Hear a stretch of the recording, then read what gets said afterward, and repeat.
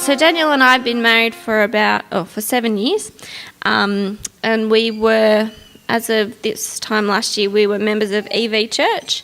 Daniel grew up on the Central Coast. I grew up in Sydney. We got married, and I'd been coming to church here for about 9 years before we left. I'm not sure how common this experience is for some of you, but in about 2007, Daniel went off on a conference, called me up from the conference and said, "Hey, do you want to plan a church?" And I was just like, no, I don't think so. Where's this come from? So that was kind of like the first, even mention of it. But then he did MTS here for 2 years, and slowly over those few years, and he was on staff here for a couple of years, just this kind of sitting under the word, being convicted of the gospel, the need for people to hear about Jesus. And for me personally, what kept coming back to me was we felt really blessed with the people that we'd been able to be in fellowship with around the word, the teaching that we'd been able to sit under, the skills that we'd been equipped with, that both of us sat there and kind of went, we've been given so much through God in his mercy to us. How could people like us not go? There's nothing great about us, but we felt really, not an indebtedness, but I just felt, what could I do but go and give my life to telling people about Jesus? So that was kind of a big turning point for me personally, in terms of thinking about church planting and all that kind of stuff. We then spent the next few years kind of working out where to go and how to go and who to take and all that kind of stuff. I won't go into all that. And then so we were assessed by Geneva, which was a really good process, just to help us think about things that we could be working on as a couple, individually, bigger things to think about. And then the beginning of this year, we moved down to Wollongong. So we moved it's about 2.5 hours away from our support networks, from the friends and family we'd had for a number of years, which I'll get to a little bit later on about challenges with that. And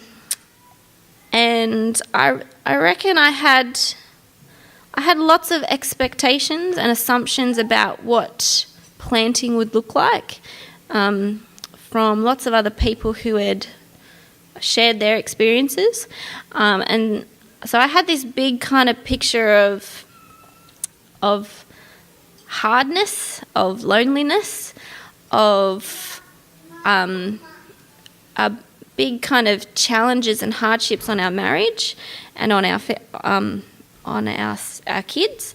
And so I think I had a fairly, not negative, but a fairly negative kind of assumption, but knew kind of what we've heard before, that knew that this was a good thing to be a part of and a great privilege and a great blessing and a great opportunity. And so all of these things kind of rattled around in my head when we went. And I was trying to think about what are some big things that have really stood out from this year, and I thought I'd split them up into 4 areas. And kind of the hardships and challenges and the joys in all of these areas. So friends, family, community, and church. So I'm just going to go through them. With friends, kind of the friendship circles we had, the relationships we had with people, I knew that would be hard to leave. And I think in hindsight now, I'm on Facebook, I'm on Instagram, I love all that kind of stuff. And I love being able to see what people are doing, especially friends back here on the coast. And But a really hard thing as well is seeing what I'm now missing out on. All my friends back here are all going to a party together, and I sit there and I see the photos and I go, I'm not there and I'm missing out on that, which is really hard. So I feel like Facebook is my best friend because I feel like I can really easily keep in touch with people, but there's this sense of I'm not there anymore and I'm seeing what I'm missing. And as, what is it, Gen Y? No, I'm Gen Y. What's the next one? Gen X. They call it like if you're a FOMO, like you've got a fear of missing out. That's definitely me. So I've found that quite challenging and quite hard, just that being reminded of what I'm missing out on back from what I was so used to. And often the nature of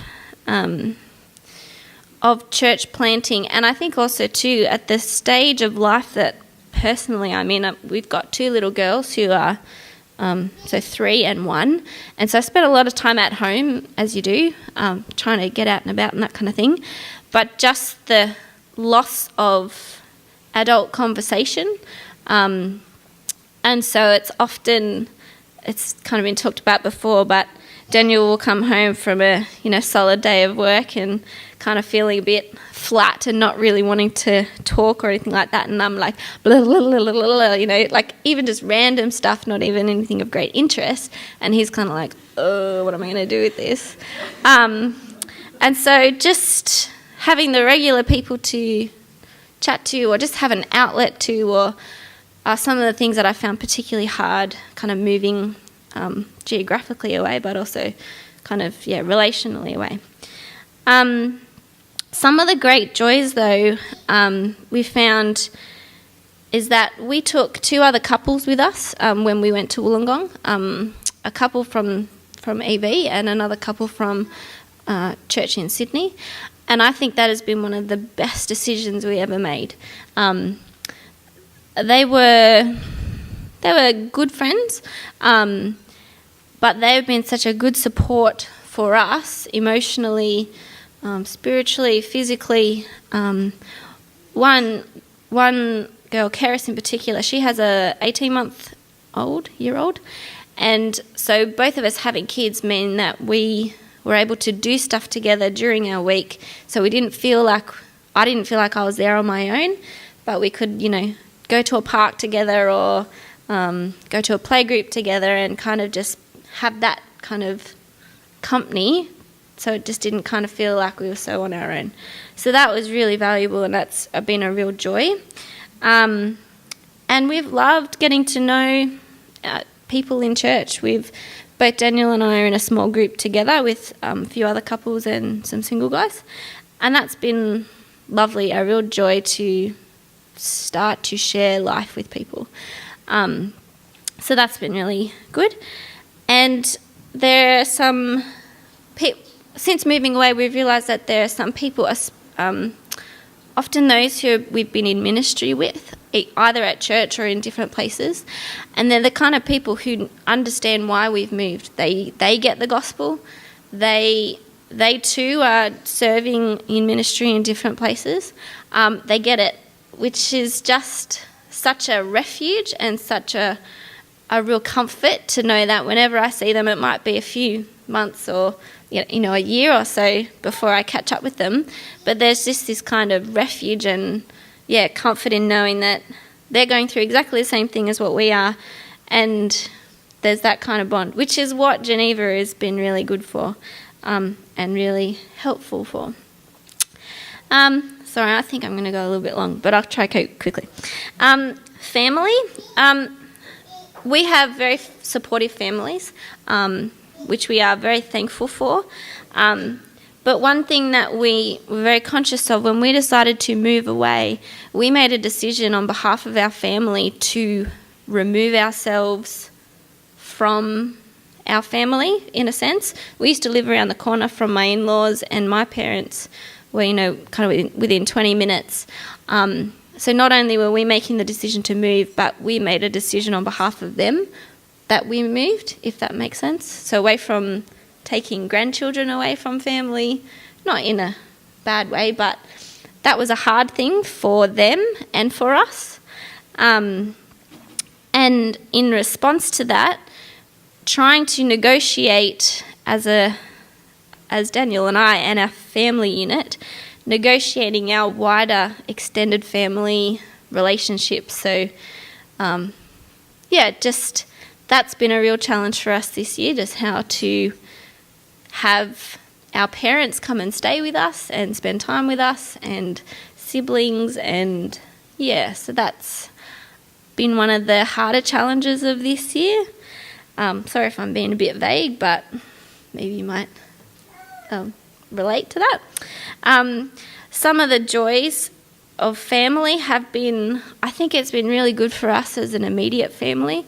I think it was a really good thing for us to come out of an environment where we felt very comfortable and well supported, and as with a church family as well as our physical family, and actually step out and find refuge in each other, and be on mission together, be kind of in a new place, in a new area, and kind of draw on each other and be doing life together.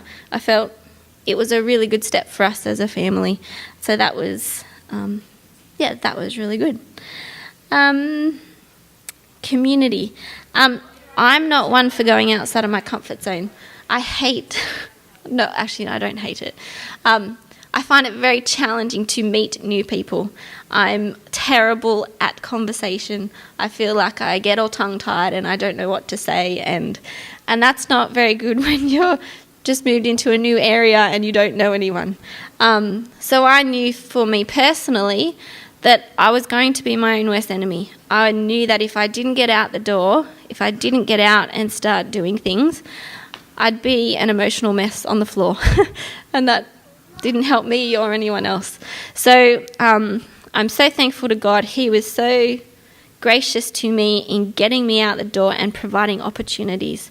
So I Googled everything there was to know about Wollongong. I looked for playgroups, I looked for sporting clubs, I looked for the what's happening at the library, I looked for flyers around cafes, I looked at markets and kind of annual festivals, or where people went and what they did, and it was quite fun.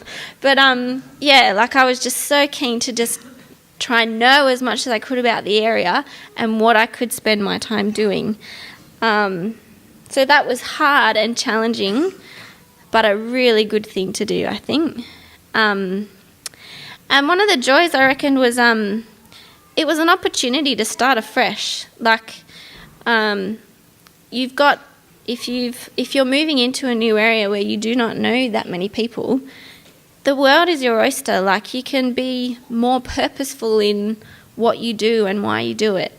And so that was a really exciting thing to think, I want to be on mission to this community that we've come into. And so I want to join a playgroup because I know that'll be good for the girls and good for me. But I want to go join a group where no one knows Jesus. I don't necessarily want to join an already established church playgroup because I want to meet people who don't know Jesus.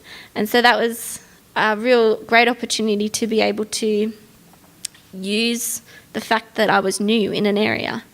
And I used that several times. I'd walk into the gym and say, I'm new here. What kind of services do you provide? And that was a great kind of little, I can't really use that now, but it was a good way in, a helpful tool to kind of break through those barriers. And the last one, church. It was interesting thinking about my reflections on church and what's been hard and what's been a joy.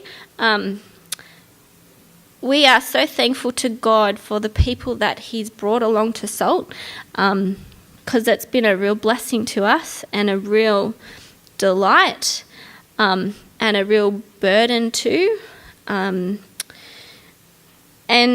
one thing I don't think I thought much about, because church planning for us was something that we were very on board together. This is what we were doing as a husband and wife, and as a family. We were going to plant church together.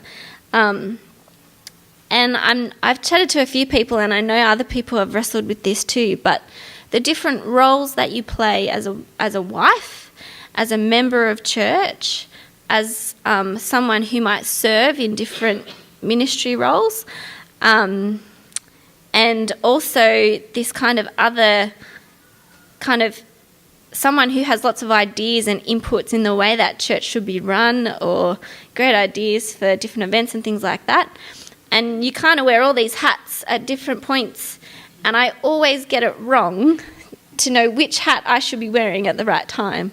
Like when Daniel comes home from a big day, it's not the time where he wants my input on how small groups should be run, or what mission stuff we should be doing, or have you chatted to this person, all that kind of stuff. And so it's been really challenging to negotiate the roles that we both play together at different times, and there's been a bit of heartache in that as well, feeling like sometimes I've got so much to say, but I just can't say it right now because that's not going to be helpful, and it's been a bit of a give and take as well on his behalf. And one thing I think I learned pretty early on in the game, in this year, is to not hold on to plans or people too tightly, which might sound a bit strange in a church setting, because it's about caring about people and wanting to see them love Jesus and grow to know him more and live holy lives and all that stuff. But we've had people come, join us for a time and leave, sometimes for good reasons, sometimes on not so good terms, and that's hard. You feel like you've invested in people, especially when you've started something. You think, all right, these people are going to be great with our kids ministry, or they can sing up the front and that's going to really help us in this area, and then they go, we're leaving, and you kind of go, oh, okay, what do we do now? So I think I've learnt to trust God in that, and know that he's going to do whatever he's going to do. And we need to trust him. We need to care for people as well as we can, pray for them, speak the word into their life, give good, godly, honest advice, and just enable God to do what he's going to do through all that. And we had to, just from a practical point of view, we had to move twice over this last year, which was not expected. And things like venues changed 3 days before we were going to meet as a church, and just lots of things like that kind of got chucked into the mix, which was kind of unsettling. But at the end of the day, God had much better plans in place than what we thought we did. So that's been hard, but a joy too. I'm almost finished, sorry. One thing I've really found challenging is the idea of setting culture. As a wife, so as Daniel's wife, I've noticed that there can be quite a burden in the fact that people look at you, they watch you, they watch how you participate in church service, they watch you in terms of who you sit with, who you talk to. Not in a bad way or a full of myself way, but people observe because of the specific role that you play in the church. And so that can be a real burdensome thing, because you can feel quite judged and observed all the time.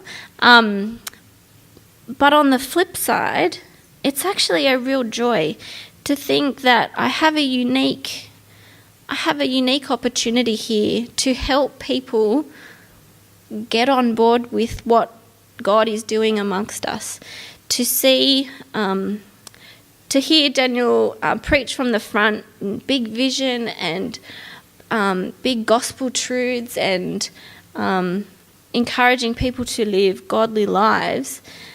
To sit as his wife in the congregation, I have the opportunity to live that out too, which can be helpful to people, I think. And as a side, just as a little example of this, which is in no way prescriptive, personally, I love singing. I'm not a very good singer, but I love to sing. And one thing we've found coming from our old church is that I get really encouraged by the way that other people express themselves through singing. And so for me, I knew that I had a unique opportunity to, if affection and passion for God in the way that we sing, through singing gospel truths, I can impact people by the way that I do that.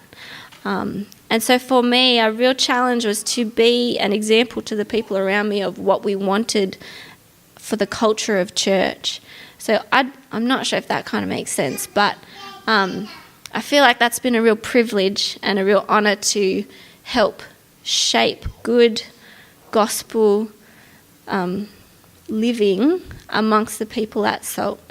And it's been a joy seeing people come to know Christ. We had Takuya, Kayla, Emily and Ben become Christians this year, and that's just amazing. Like if we stopped church at the end of this year, then praise God, like there are 4 more people in the kingdom of God, 5 more people in the kingdom of God. And that's just a joy.